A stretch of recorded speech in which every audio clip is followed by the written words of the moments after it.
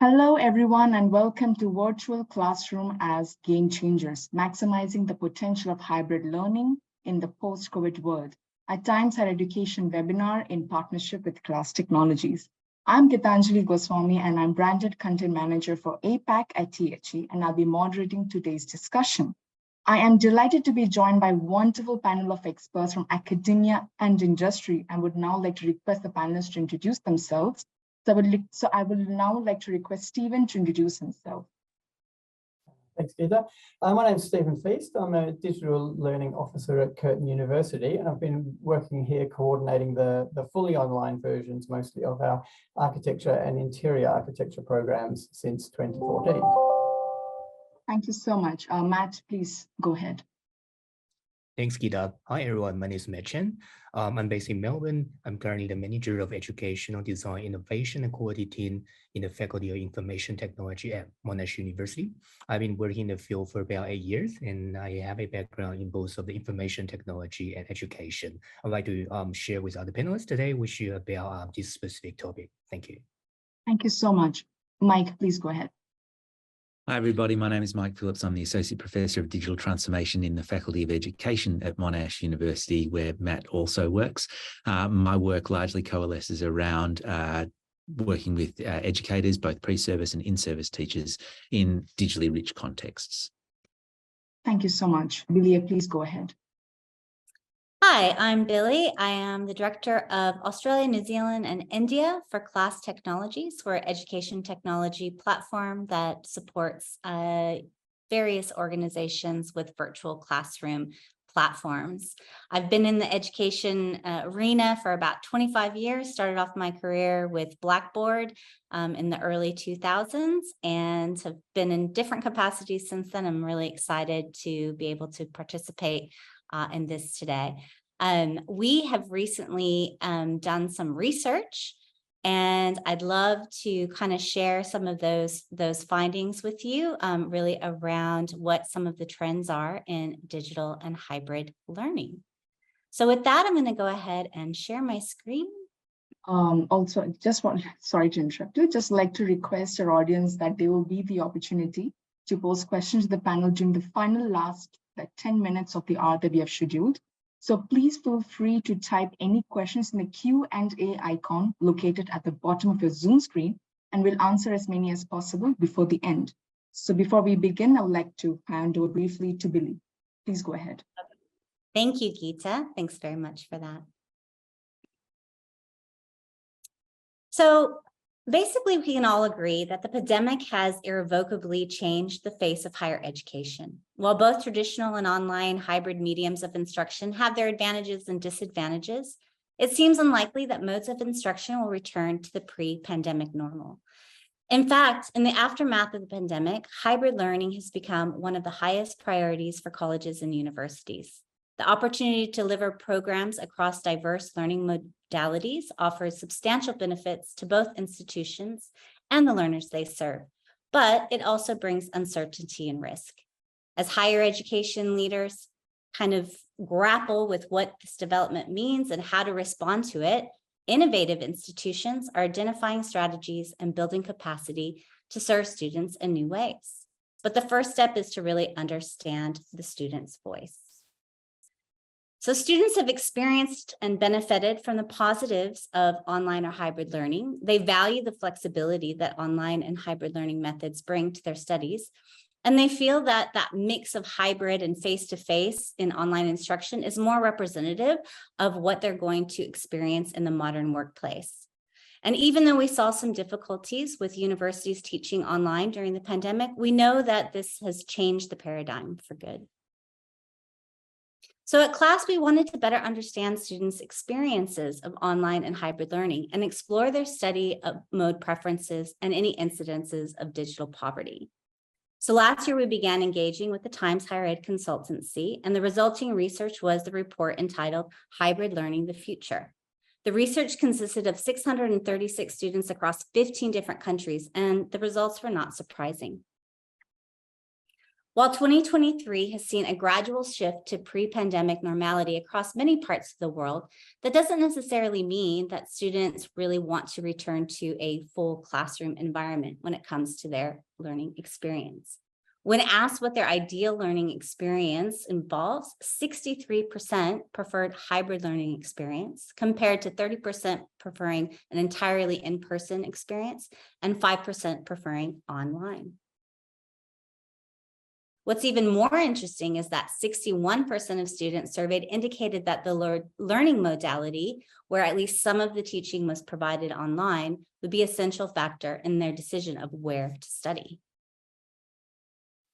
Similarly, to understand how the changing growth in learners will impact the future of education, Zoom commissioned a study in 2021 to survey over 7,500 people across 10 countries. And overwhelmingly, it showed that people are fully expecting hybrid learning to play a significant role in the long term, because that's basically what people want.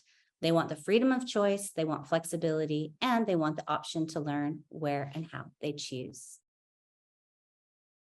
Here at CLAS, we provide a virtual classroom platform. So this data was essential for us, not only in confirming our understanding of student needs, but also validating the work that we've been dedicating to ourselves over the past few years in support of an improved learning experience.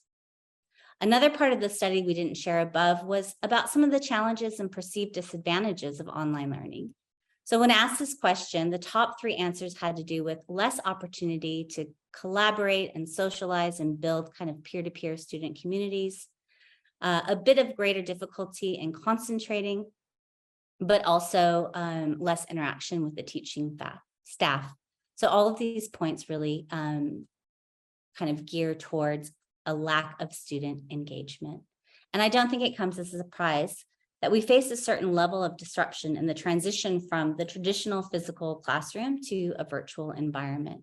So how do we ensure that students feel connected and can collaborate as easily as they would around a table in a classroom?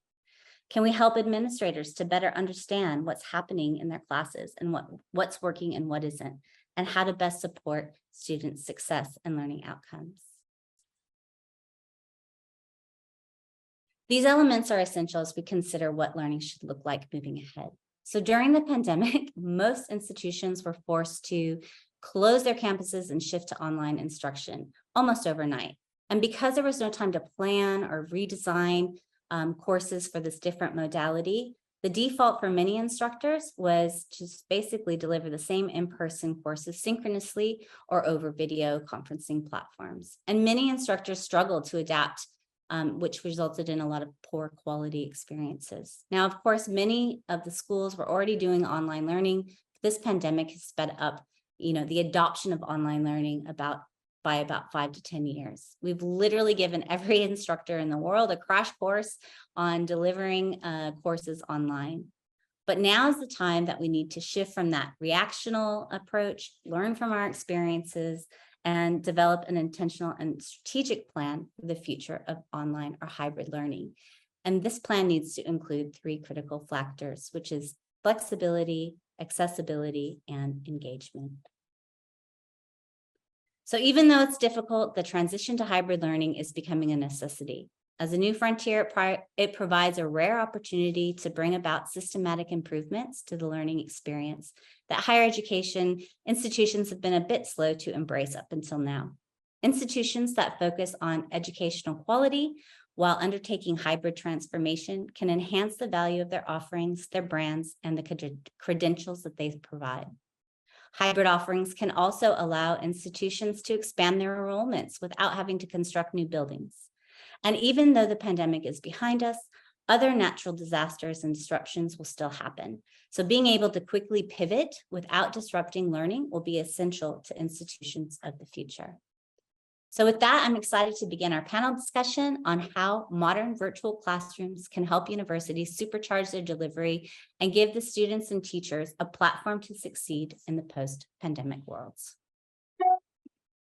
Thank you so much, Billy, for that wonderful insight. It's very interesting how you shared the students' perspective and how much they are actually preferring hybrid learning, and how the universities are already trying their best to have a seamless shift from traditional to online to hybrid learning, but how much more they can do to have that seamless shift and learn from the experience. So thank you so much for that wonderful survey.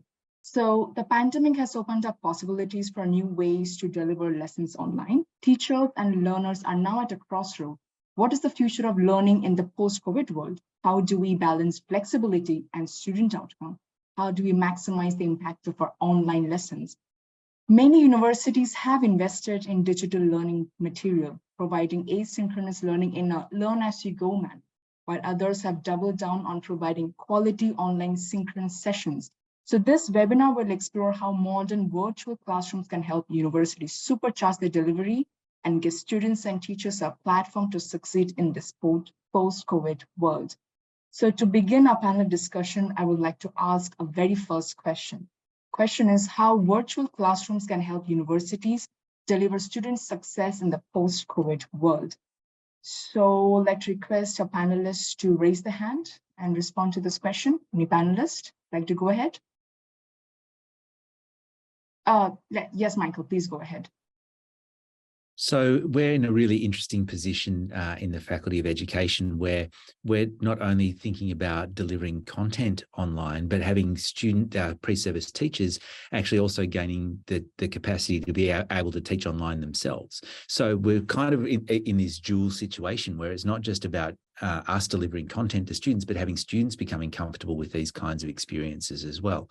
So one of the things that we've done is developed our own virtual school, the Monash Virtual School, which gives our pre-service teachers the opportunity to work with large groups of students in online settings to be able to develop not only their pedagogical skills, their teaching skills, but also develop their knowledge and decision-making capacities to be actually able to work really effectively in this context. Because one of the things that we realise is that while hybrid and online learning is not going away in the university sector, it's certainly not going away in the school sector either. So it's really important that we continue to develop all of those skills and different forms of knowledge and capacities in our pre-service teachers as much as it is for us to be able to deliver content in online and hybrid ways.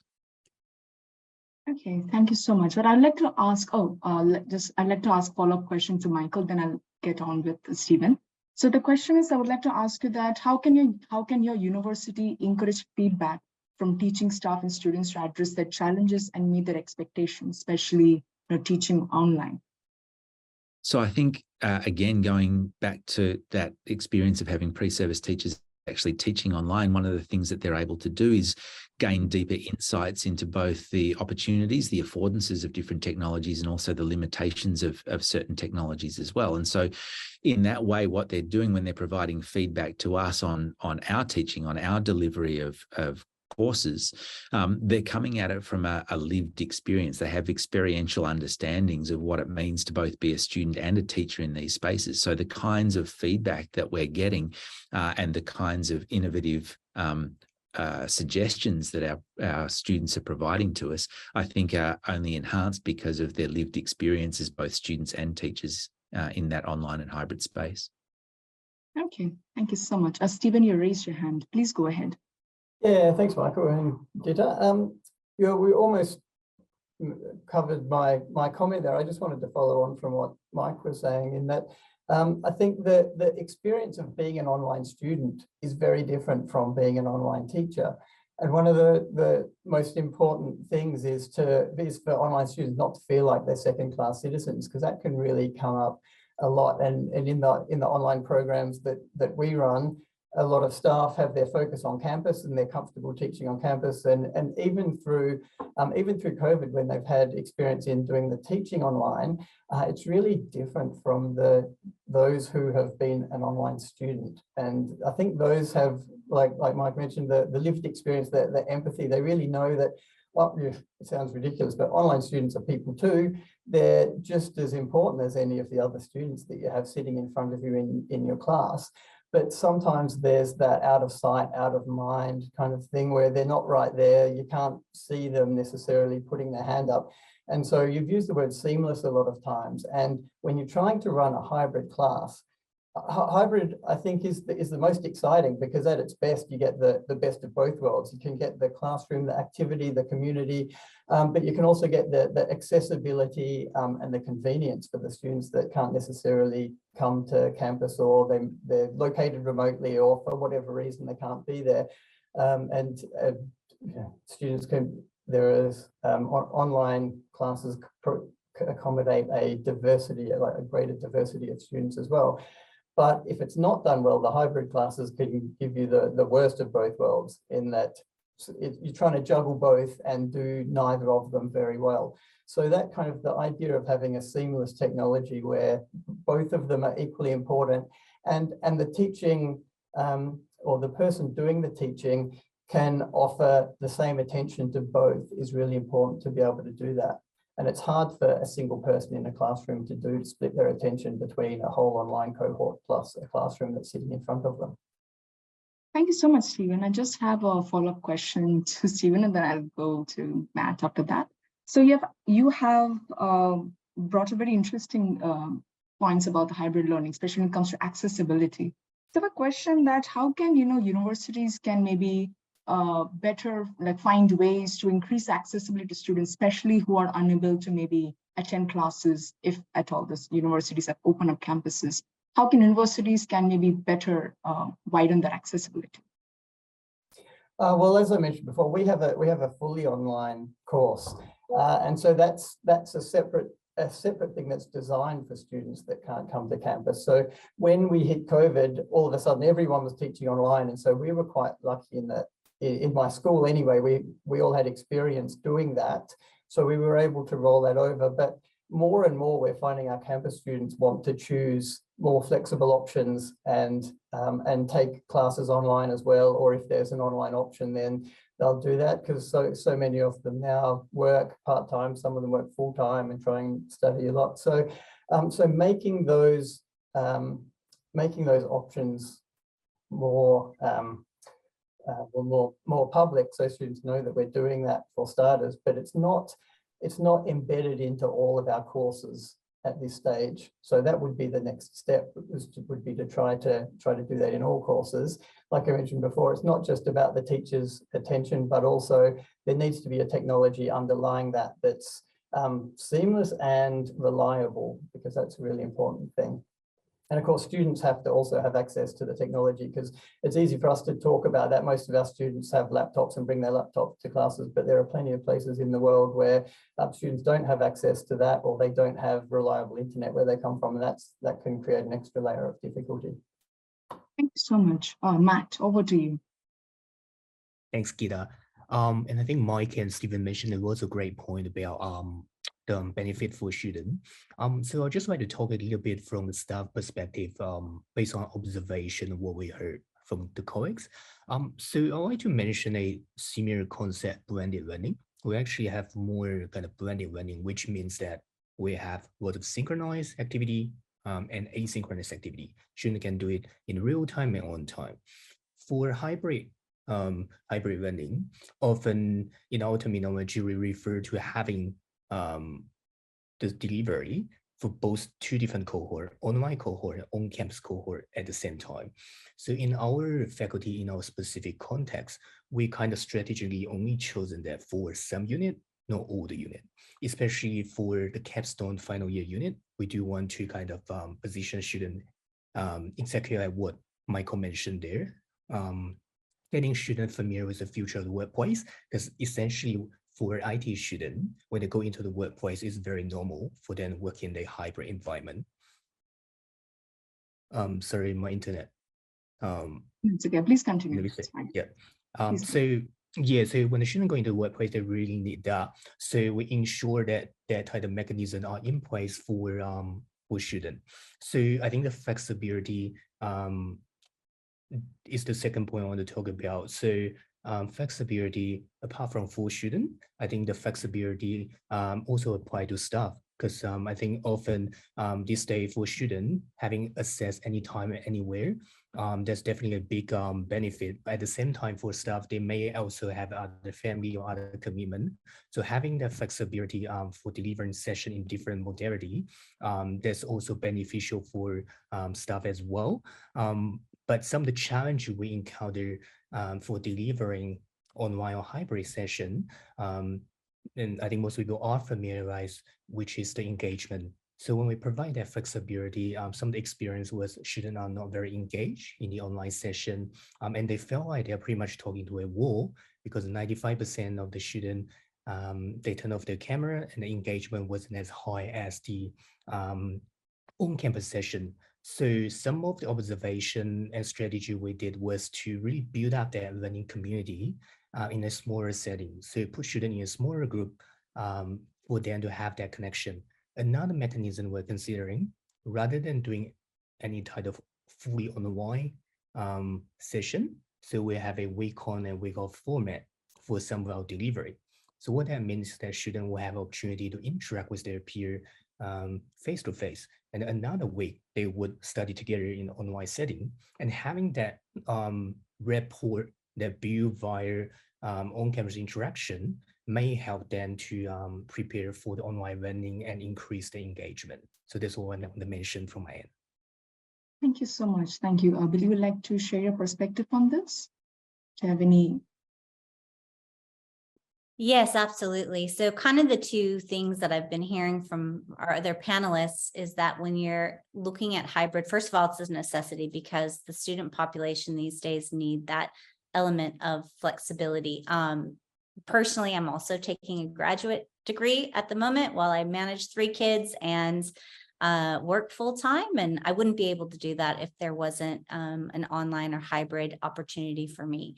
And I know from a student's perspective what some of the challenges have been, but what I'm hearing from everyone here is that really the 2 key things are how do you manage student engagement or make sure that that's there when you are doing online or hybrid, but when you're in a hybrid environment, how do you ensure that there's parity of quality and experience across both of those core cohorts.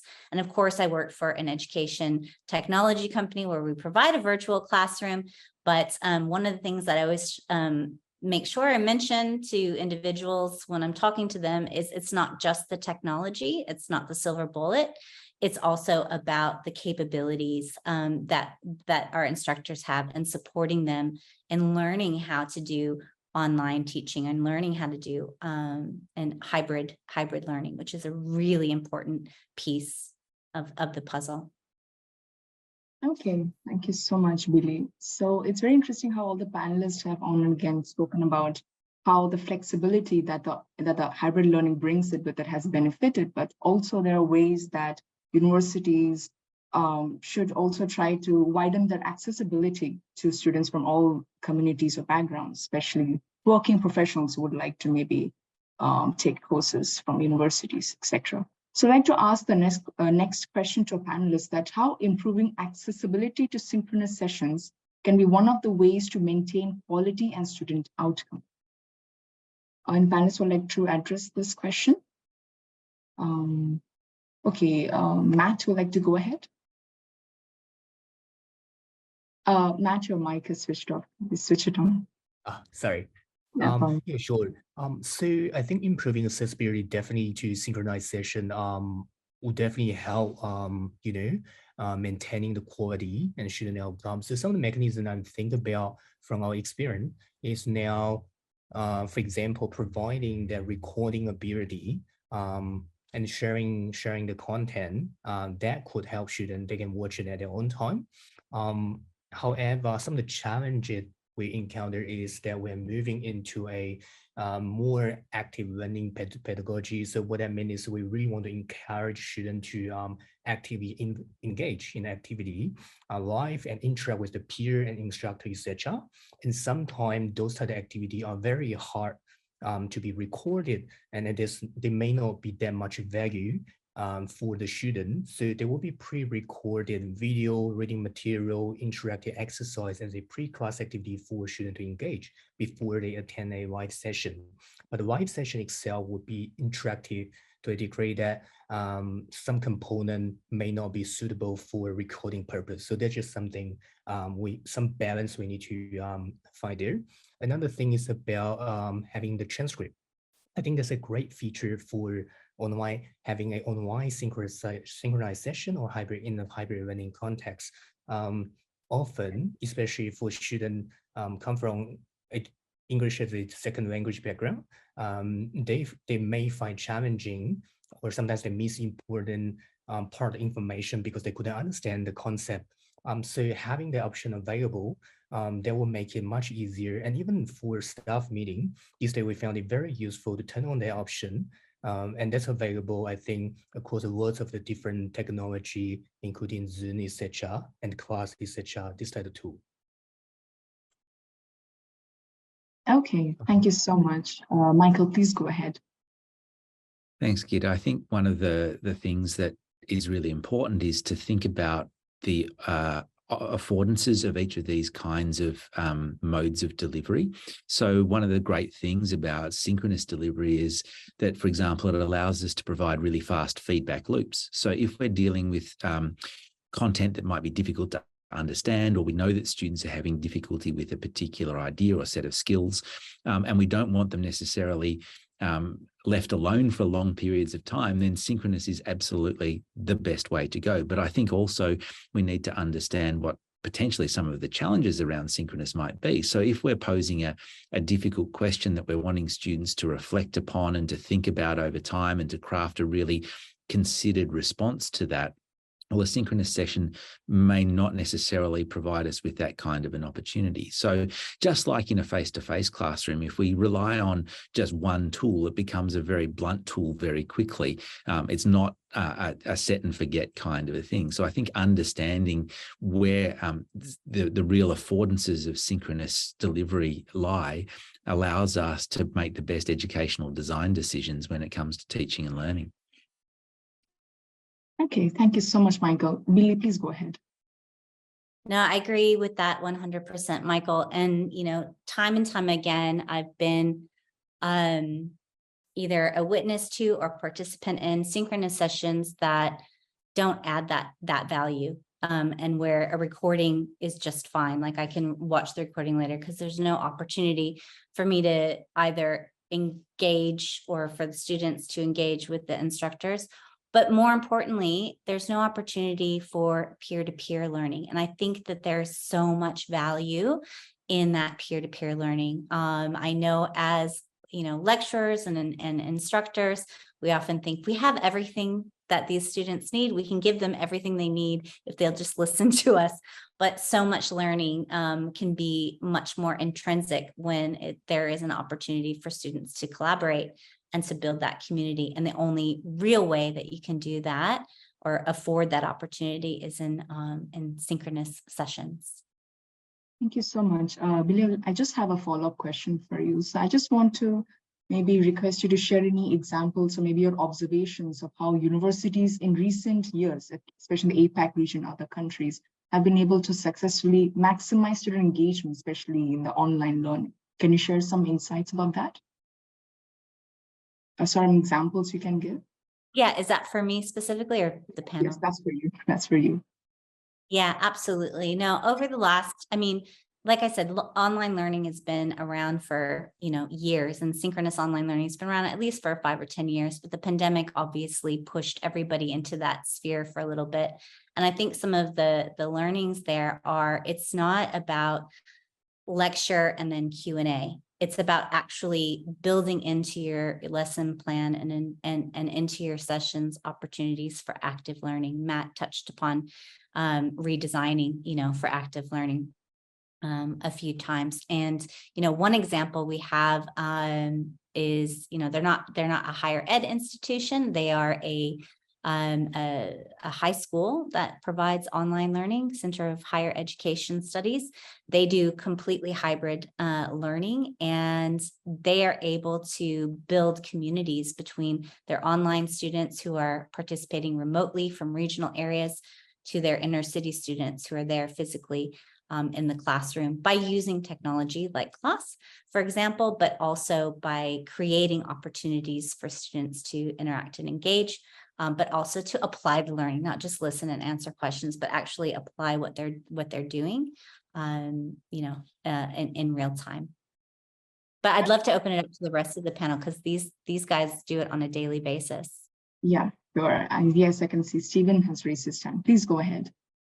Yeah, thanks. So just expanding on this discussion, some of the things that Matt and Mike spoke about was just more design of the whole program. And so we need to be careful to not just think that putting up a recording of a session is good enough as well, because that's obviously not online learning, and it can be useful, but we also don't want to waste students' times. And so sometimes if they can't attend a 3-hour workshop and we record it, well, that's great, but there might not be that much of value. There probably won't be 3 hours of value for them, spending 3 hours of time going through something like that.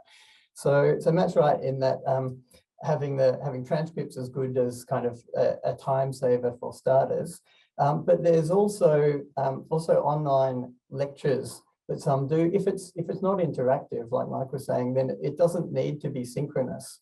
And so we really want to save our synchronous sessions for the really interactive ones.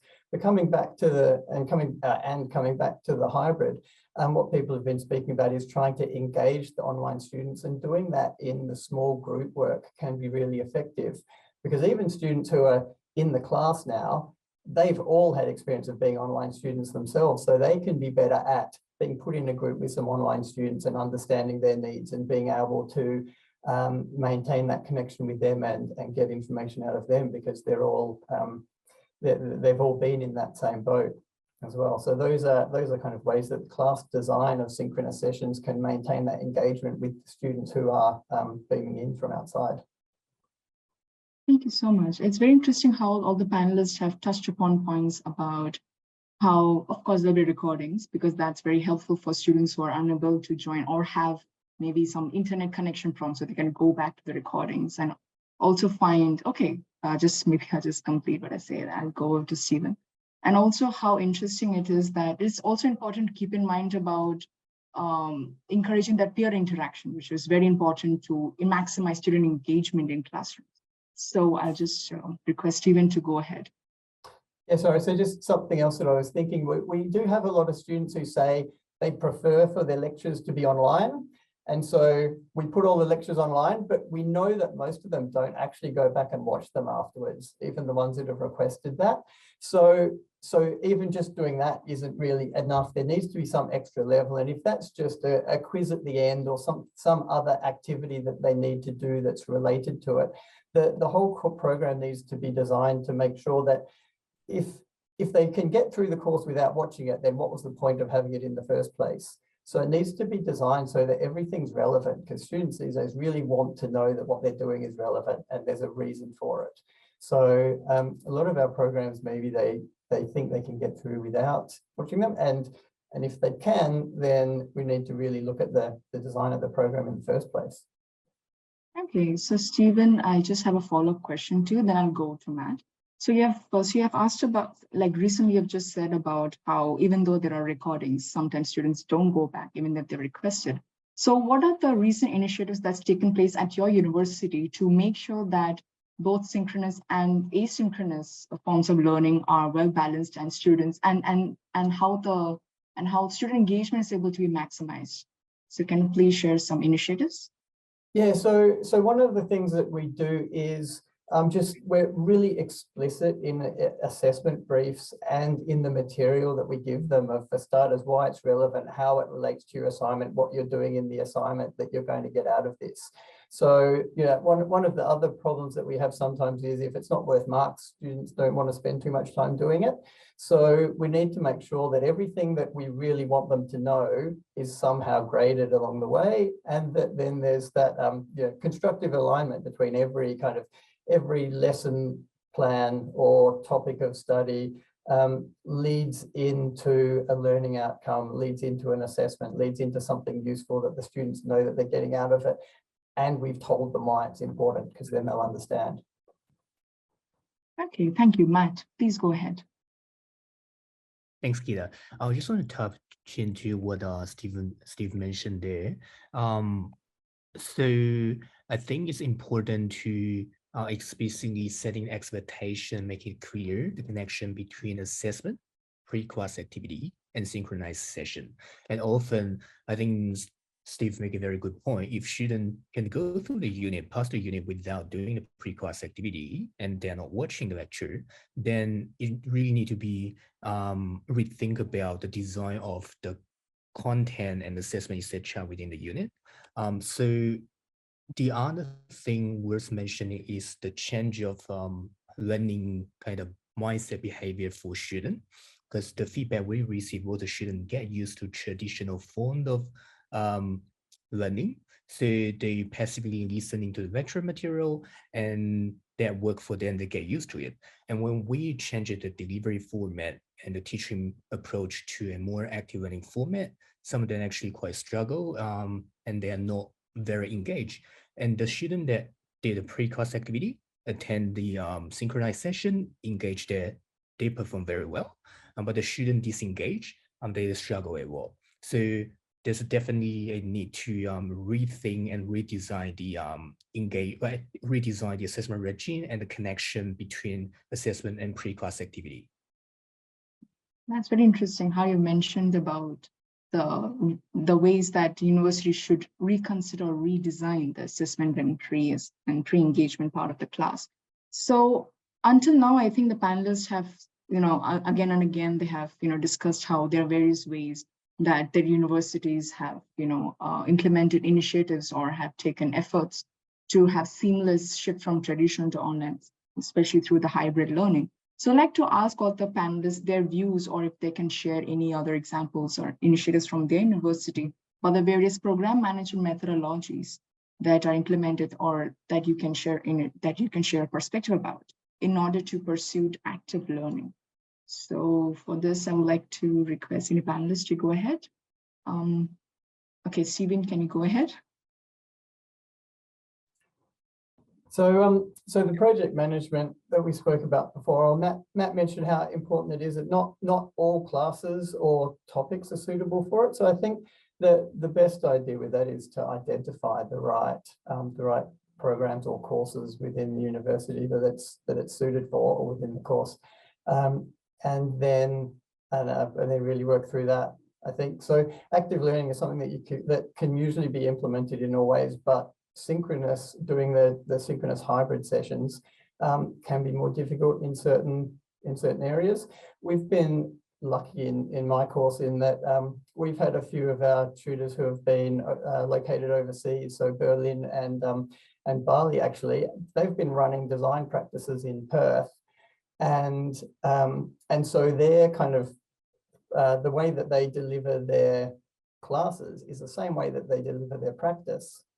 And so for a lot of the, say, design studios like that, it's almost directly compatible with what they're doing in practice and how the students are learning, so how they might move into practice as well. So a lot of those units can be identified and it can be implemented in that way. Okay, thank you. So I have a follow-up question for Stephen, that until now, what are the various program management methods that have been successfully implemented in university recently? Are there any examples you can give? Could you give more detail on what you mean program management methodology?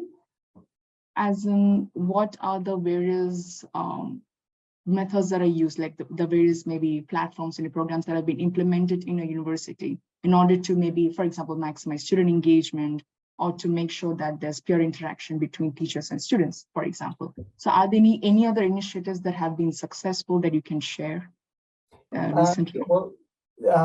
Things like the breaking into small groups and having online students move into groups with campus or with the students who are in the class. I think that's a really good way to integrate them both and keep everyone involved.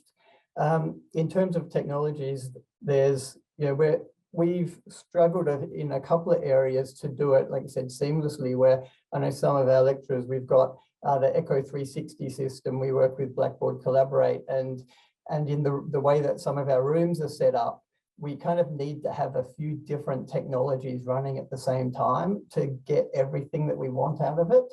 So it's been hard finding a singular, seamless kind of initiative or software that will do all of those things that can do it really well. Thank you so much, Michael. Please go ahead.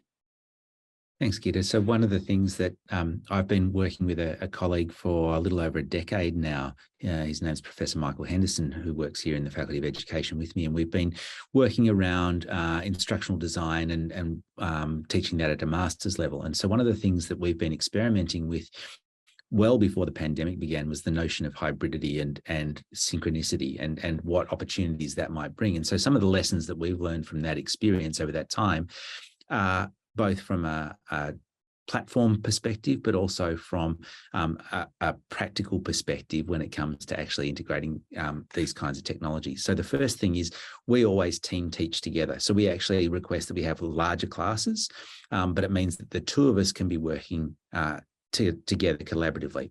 And one of the advantages of that is that, as Stephen, I think, mentioned early on, it's easy for the students who are online to almost be forgotten, that our focus often naturally tends to go to the students who are physically present in the classroom.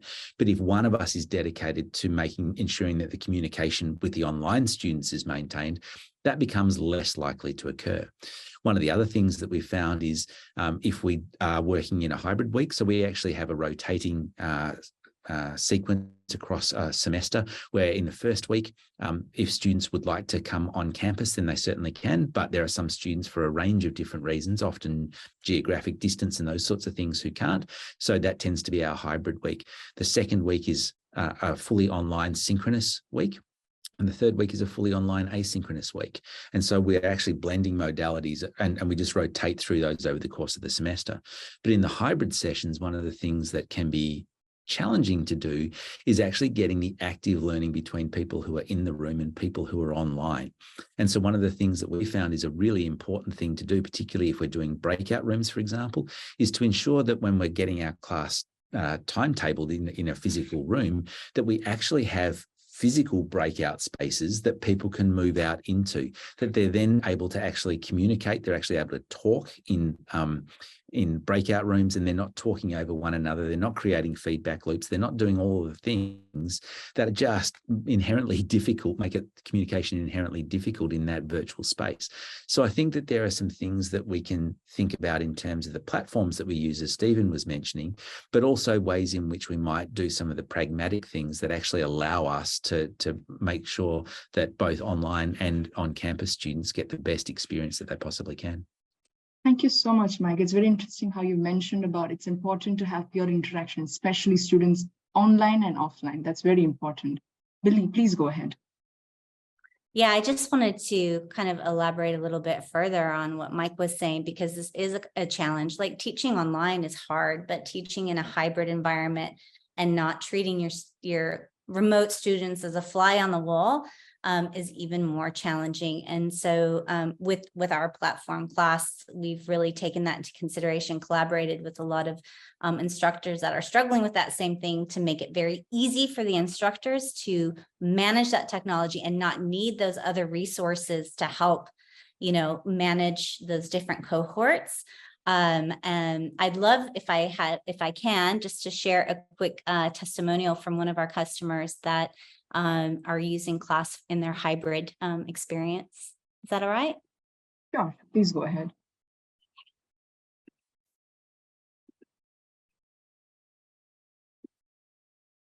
Because the experience of students in lockdown was incredibly negative, particularly towards how online learning took place, what was crucial for us was to have an engaging classroom where the experience for both on-site and off-site was equal. So there's equity in that experience, and the idea of really wanting to bring those offsite into the room and engaging and interacting. The focus on equity here is around access for students, because many of the courses that we run Some of them have been offered previously, but have only been accessed by students locally. So in particular, students in metropolitan Melbourne. And our aim is to enable students in those groups that are underrepresented, in particular, students in rural and regional parts of Victoria and in disadvantaged parts of Melbourne, to be able to access these programs and to thrive in terms of being able to successfully complete these programs. We know that there are many students who are ready for the extension and challenge that we offer, but it was about finding a way to enable those students to do that and to have an experience when they're learning online that's equitable in terms of equivalent to the experience of students who are on site and in person. And that's why we've adopted Class in terms of the overall setup here for our programs.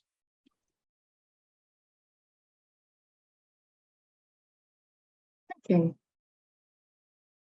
Yeah, so it is possible. Now, like I said before, it's not just the technology, it also needs, the instructional design and the instructor capability to help complement a program. But the feedback we've got from our hybrid customers has been that the platform actually makes it a lot easier to manage, and the students feel like they're really included as part of the cohort. Thank you so much, Billy. Matt, please go ahead. Thanks, Gita. I just like to circle back to the point about encourage active the project management approach in encouraging active learning. So I want to share our experience from our faculty. So kind of from late 2021, our faculty has embarked on a radical kind of transformation project and involved across 35 units so far. And the intention of that project is really rethink about how we deliver content and build knowledge for students, and how do we assess students. So as part of that, we really focus on active learning and authentic assessment. That's two parts of the key pillar for the transformation project. And active learning require rethink of both of the pre-class asynchronous activity, synchronized activity, and assessment. So the change is not only kind of happens silo in assessment or in the synchronized session. So it required the changes in all of them. So what we did was we start by redesign the interactive asynchronous material with lots of bite-sized video activity like coding exercise as well as reading material to support students with their learning. And then when they go into the synchronized session, it needs to be very purposeful. So students will need to prepare before going through the pre-class activity and prepare and involve in discussion in that type of activity. So it was designed purposefully for that. Some of the challenge we encountered was when the students are not prepared and then going into the session, they really struggle. And that's why I kind of mentioned before, there's a need to also support students with a change of delivery approach and learning behavior as well. So that's what we did in our faculty. It worked quite well in some of the unit when the students were very engaged, and we received quite some positive feedback from both students and staff. Okay, thank you so much. So I think we're almost nearing the audience Q&A, and I could see very few questions. So maybe I'll just quickly dive into the first question by Joel. So the question is, what steps can be taken to bridge the digital divide and provide necessary support to students who face barriers to online learning? So I request any panelists to address this query. Any panelists would like to go ahead? Okay, Matt, please go ahead and share.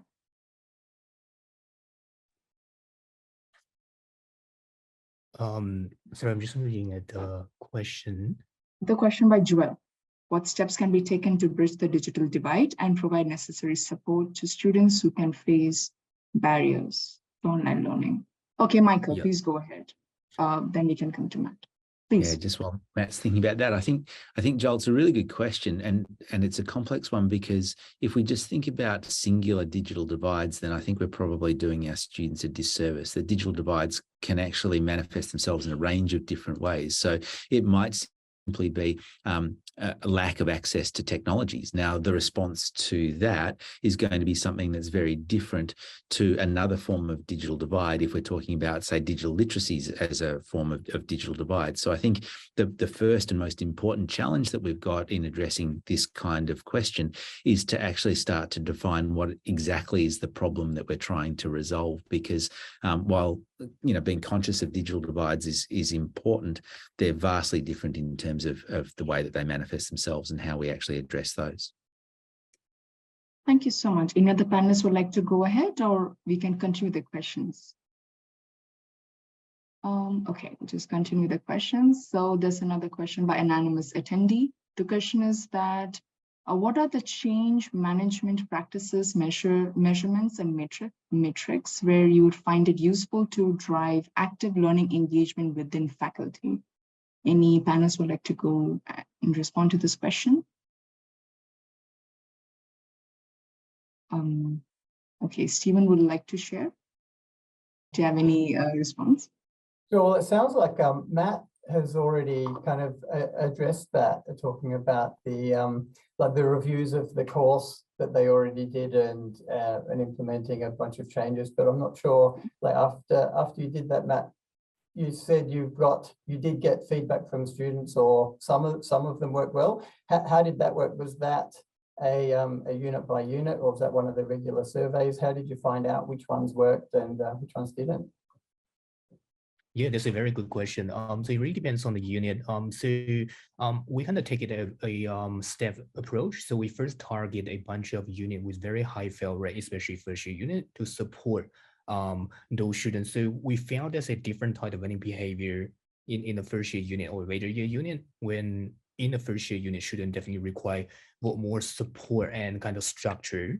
And if we don't have that kind of, because they're coming straight from high school, often it's the first time they encounter different thing, and they may face different type of challenge. Apart from struggle in learning, they may also have encountered family or relationship, different type of issue. And it's important that have clear structure for them, can scaffold the learning for them, and we provide as much instruction as we can, and the assessment also have to accompany that. So in a way, we have some fortnightly exercise, and shouldn't have to do it.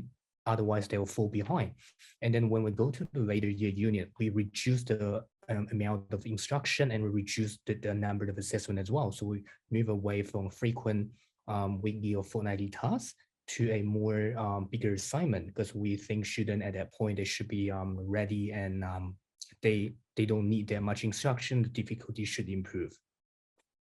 Thank you so that's so what much. we did in that space. Yeah. Thank you so much. Billy, please go ahead. Yeah, so in terms of project management practices to drive learning engagement from a technology standpoint, when we are working with our partners, we just don't throw a technology over the fence and hope it sticks and that teachers adopt it. We really look to understand what are the objectives and what does active learning or the learning outcomes mean in measurable terms. And one of the great things about online synchronous learning is that because it's a digital platform, you can actually measure things. You can measure things like how much are your students talking? How many times have they raised their hand? How are they chatting or interacting with other students? These are things that you can't actually capture in a physical classroom, but there's certainly metrics of student engagement, and you can use those as a benchmark to say, okay, how can we improve some of these metrics? And with class, we've got all of that measured and dashboards available to see. Thank you so much. And wait, Billy, there's a question for you by Kim. What is it about class that makes hybrid teaching easier? Please go ahead. Well, I would probably need another 30 minutes to cover all of that in detail. But one of the things that I can say is we have our whole hybrid platform was actually developed in collaboration with learning institutions and educators. So we looked at how they deliver their classes and where they were having difficulties. Probably the two key things that we've done to make it easier is one, this gallery, for example, that you're seeing right now in Zoom. In a class hybrid instance, you can actually float that to an external screen so that you can basically have a group of students, almost like a separate table in the room that's visible to everyone. And when they raise their hand, it's a big like waving hand and it dings so the teacher can see that.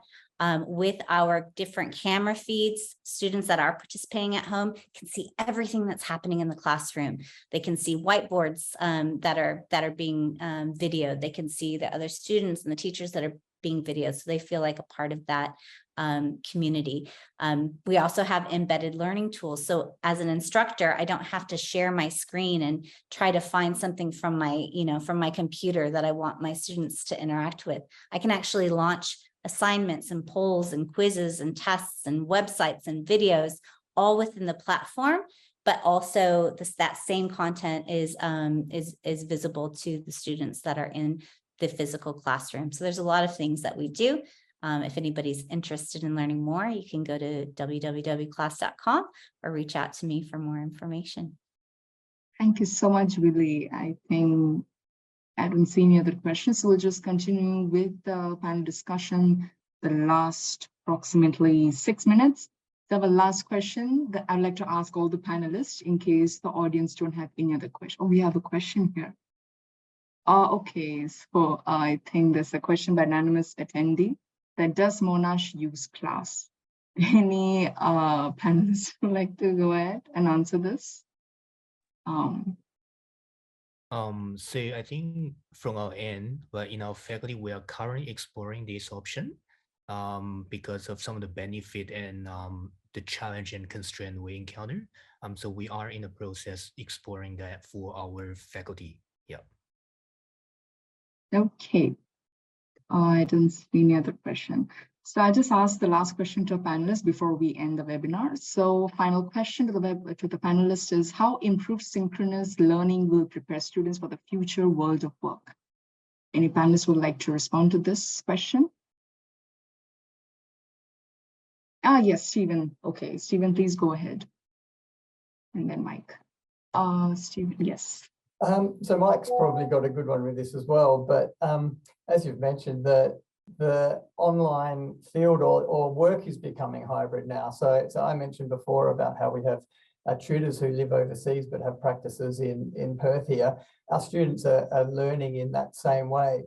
When everyone went or stayed home over COVID, to the lament of a lot of employers, I know a lot of staff in at least architecture practice haven't come back yet still, or don't want to. And so things that were seemingly impossible pre-COVID have now become quite normal. So the idea of being able to work at home and be self-motivated, self-directed, keep hitting the deadlines that you need, that's not something that's easy for everybody. And that's something that that's really required, I think, if you want to be able to work that way once you graduate and get out in practice. Now, that's not the case for every single job, but certainly in my field, that's the case. So they're learning those kind of beyond the content, the kind of life skills that will enable them to succeed out in practice in those new forms. Okay, thank you so much. Michael had raised his hand. I was just also going to say, Stephen, similarly in my field in education, even though face-to-face learning has gone back, we're finding that parents are very reluctant now to be sending their children to school if they're a little bit unwell, where in the pre-COVID days, you're a bit unwell, but you're still well enough to go to school, off you go.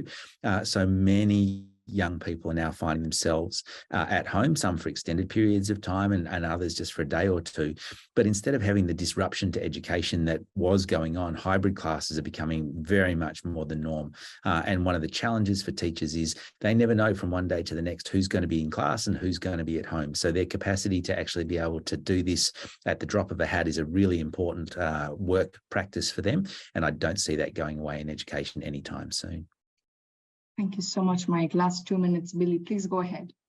Yeah, I'd just like to agree that, obviously the future of work has moved to a hybrid element across all different industries. In fact, one of our customers in the Philippines is a school of law, and they actually use class to create this virtual courtroom where they use our front of room and our podium, where they have a judge and they have, respondents and all of this.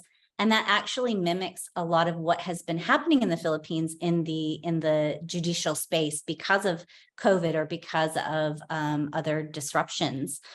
So they're learning how to manage a courtroom online, and by practicing that in their education aspects. So it's definitely relevant. Thank you so much. It's very interesting how the online aspects coming for the judicial in the judicial line. So that's very interesting. But usually fields like law and court have usually like they are usually in the face-to-face aspect of it. Now online is It just taking. goes to show all industries are and can pivot to that hybrid working modality. Sure. And any other panelists would like to respond to the last question? I think Matt would like to share a quick perspective about this. Yeah, sure. So I think it's I think Mike and Stephen, they all mentioned there was a point, important point that related to the field. So for our students, especially for IT students, I think essentially it's a very important part of kind of their skill in order to work in the industry. Because even before pandemic, there's already an increasing need that that professional may need to work remotely in a virtual team, they may be in a different location, different time zone. So they need to be able to collaborate asynchronously and synchronously. So it is important for us to kind of prepare our students for that. And that would help them to develop collaboration skill, teamwork skill, etc. And kind of be adaptable, flexible as well. So that's definitely very important from our end. Thank you so much. And that's the end of the webinar. So I'd like to thank our panelists for joining the panel. And I would like to thank everyone, a wonderful audience, for joining the session as well. And everyone who's registered for this event will receive the full on-demand version of this webinar, which will be hosted on the THE website along with a summary article of its key findings for those of you who would like to revisit or share this content. We look forward to seeing you all at the future TH events. Until next time, thank you and goodbye, and have a good day ahead. Thank you so much.